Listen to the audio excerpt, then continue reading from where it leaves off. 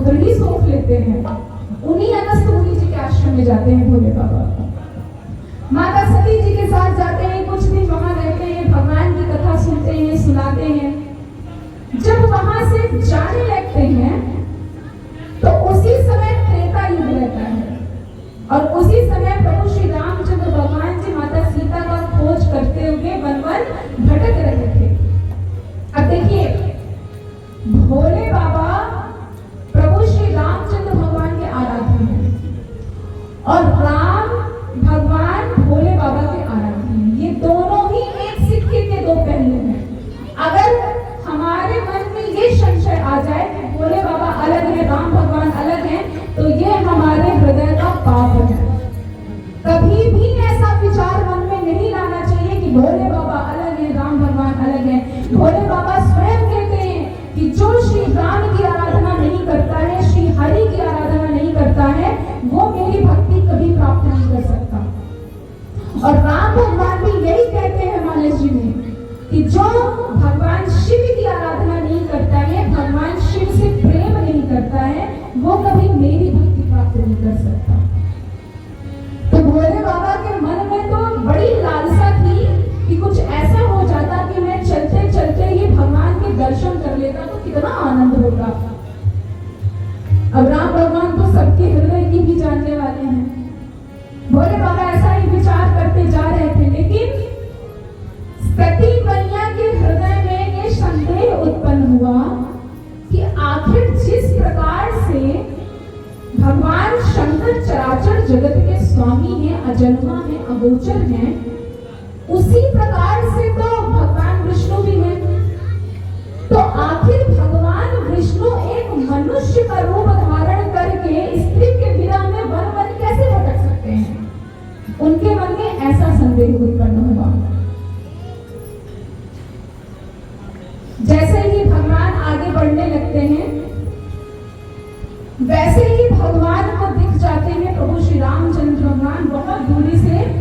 शंभु समायते ही राम ही देखा, शंभु समायते ही राम ही देखा,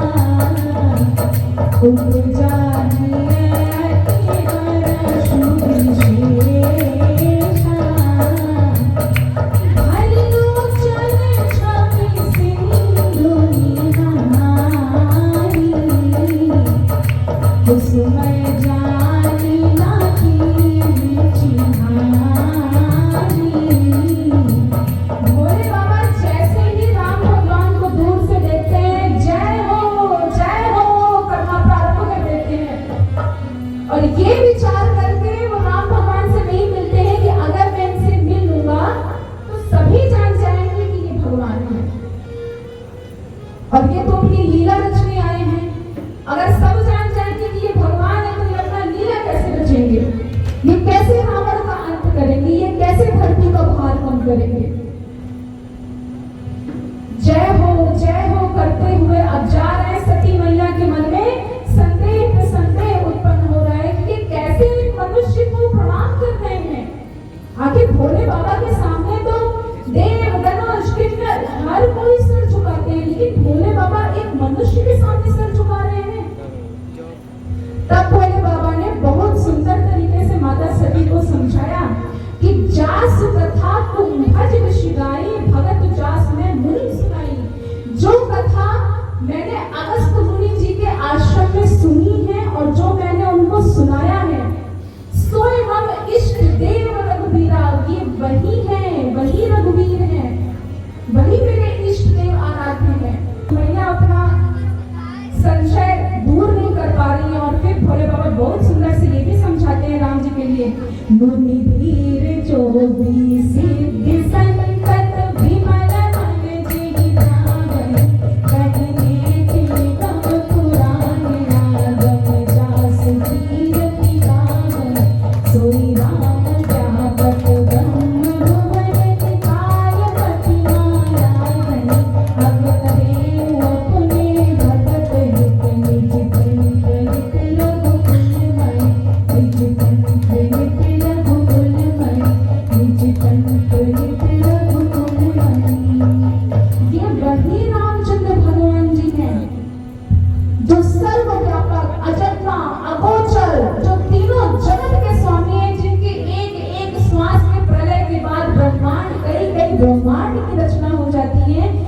वही राम भगवान है जो इस पृथ्वी का भार हटाने के लिए, इस पृथ्वी के भार को कम करने के लिए जन्म लिए हैं। हे सती, ऐसा कोई संदेह मत करो मन में। लेकिन भोले बाबा ये भी कहते हैं कि अब तुम संदेह कर ही रही हो, तो जो तुम्हारे मन अति संदेह हो तो गिर जाए परीक्षा नहीं हो। अगर तुम्हारे अंदर इतना ही संदेह है तो क्यों तुम जाके परीक्षा नहीं ले आती? लेकिन ऐसा नहीं कहते हैं भोले बाबा कि कैसे भी जाके परीक्षा ले लेना।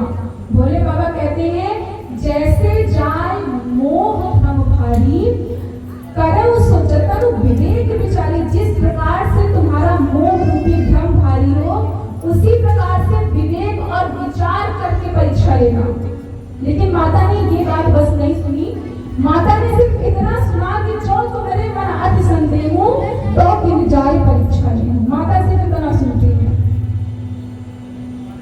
और यही पे भोले बाबा कहते हैं, हुई है सुई जो राम रचि राखा,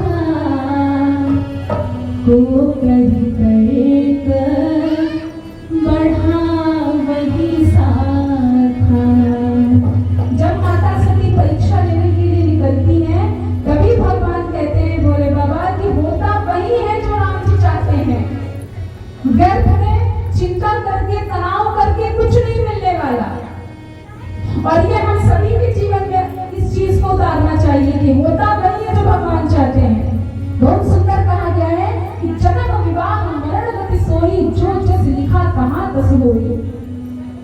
जन्म विवाह और मृत्यु जब जहां जिस समय जिसके साथ जिस स्थान पर लिखा हुआ है होना वही है। कोई कितना भी प्रयास क्यों ना कर ले, उसके प्रयास से नहीं होगा, लेकिन जब जहां लिखा हुआ है तभी होगा। उसी प्रकार से वही है सोई जो राम रचि राखा, होता वही है जो भगवान चाहते हैं।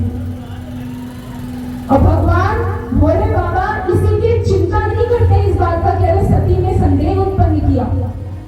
भोले बाबा ये सोचते हैं कि राम जी की कोई यहाँ पर मर्जी होगी।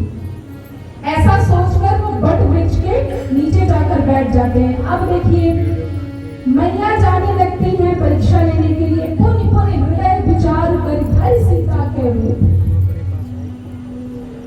जब भगवान वनवास के लिए निकलते हैं तो माता सीता आगे आगे नहीं चलती हैं। माता सीता हमेशा श्री रामचंद्र भगवान और श्री लक्ष्मण जी के बीच में चलती थी। लेकिन यहाँ पर सती मैया ने क्या किया? एक तो पहले सीता माता का रूप धारण कर लिया, दूसरा आगे कोई चली पंथ ते विजयी आवत नर भूप। जहां से श्री रामचंद्र भगवान जी श्री लक्ष्मण जी आ रहे हैं, उनके आगे आगे चलने लगी माता सती जी।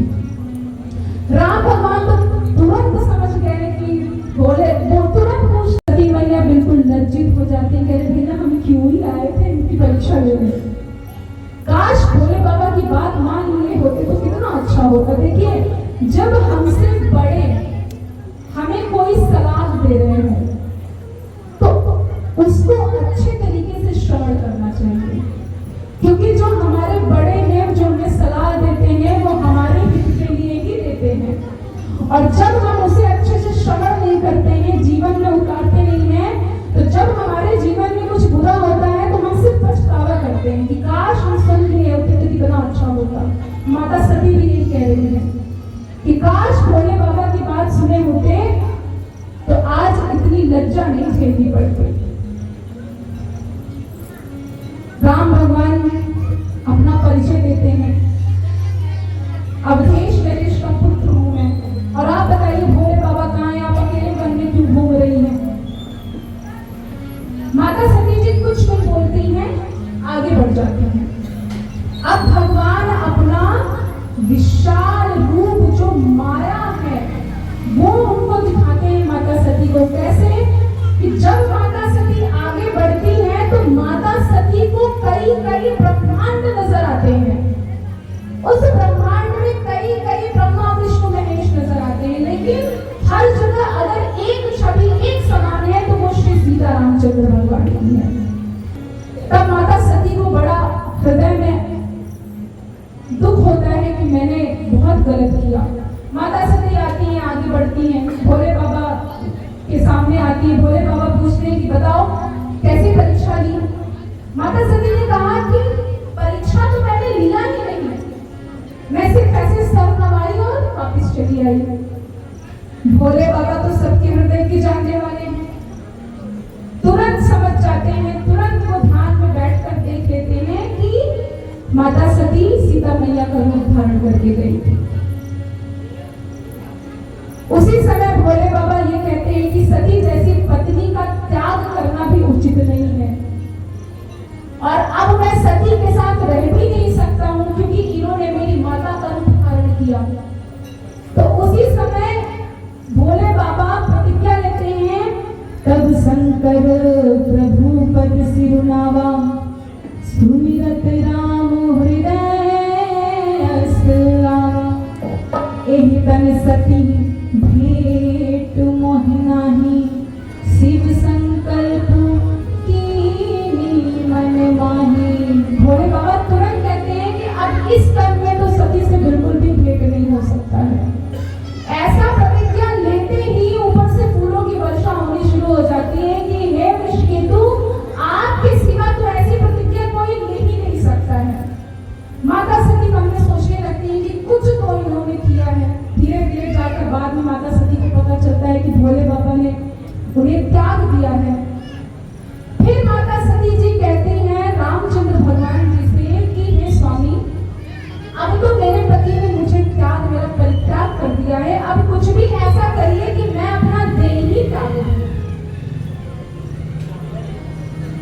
भोले बाबा 85,000 वर्ष के लिए तपस्या में लीन हो गए थे, समाधि में लीन हो गए थे। और जैसे ही वो समाधि से उठते हैं, माता सती जी बड़ा प्रसन्न होकर उनके पास आती हैं। जैसे ही उनके पास आती है तो भोले बाबा पहले उनको आसन अपने वाम भाग में बिठाने के लिए देते थे, लेकिन त्यागने के बाद वो आसन उनको अपने सामने देते हैं कि अब आप सामने बैठे। उसी समय दक्ष प्रजापति जी को दक्ष की उपाधि मिली थी। मैया कहती है हम तो जाएंगे वहां। भोले बाबा बहुत प्रकार से समझाते हैं कि वहां जाना बिल्कुल भी उचित नहीं है, और 4 लोगों के यहाँ तो बिना बुलाए ही जाना चाहिए। 4 लोग कौन है? यद्यपि मित्र प्रभु पितु गुरु गेहा, 4 लोगों के यहाँ बिना बुलाए ही जाना चाहिए। पति, गुरु, मित्र और पिता, 4 लोग अगर नहीं भी बुलाए तो जाना चाहिए। लेकिन तदप विरोध मान जहाँ कोई तहाँ गए कल्याण न हो। अगर इन 4 जगह में भी कोई विरोध मानता है तो अगर कोई चला गया तो कल्याण नहीं होगा। बहुत प्रकार से समझाते हैं लेकिन वो मानती नहीं है। जैसे ही पिता के घर जाती है वो देखती है कि भोले बाबा की कहीं जगह ही नहीं है। बड़ा क्रोध आता है उनको, और उस क्रोध की जो अग्नि है उनके शरीर में ऐसे प्रज्वलित होती है कि वो अपना देह त्याग देती है। और उस समय रामचंद्र भगवान जी से यही निवेदन करती है कि हे स्वामी, अगर मैं तन मन वचन से भगवान शिव की बड़ी भक्त हूं तो आप मुझे यही आशीर्वाद दीजिए कि अगला जन्म भी मेरा शिव भगवान के लिए हो, मैं उन्हीं की ही पत्नी बनूं। तब श्री रामचंद्र भगवान जी कहते हैं कि ये भी बता दीजिए कि जन्म कहाँ कराना है। दक्ष प्रजापति जी के यहाँ करा दें। तब माता सती जी कहती है कि पत्थर के घर में करवा देना, लेकिन इनके यहाँ तो बिल्कुल मत करवाना। तब माता सती का जन्म कहाँ होता है? हिमवान जी के यहाँ होता है।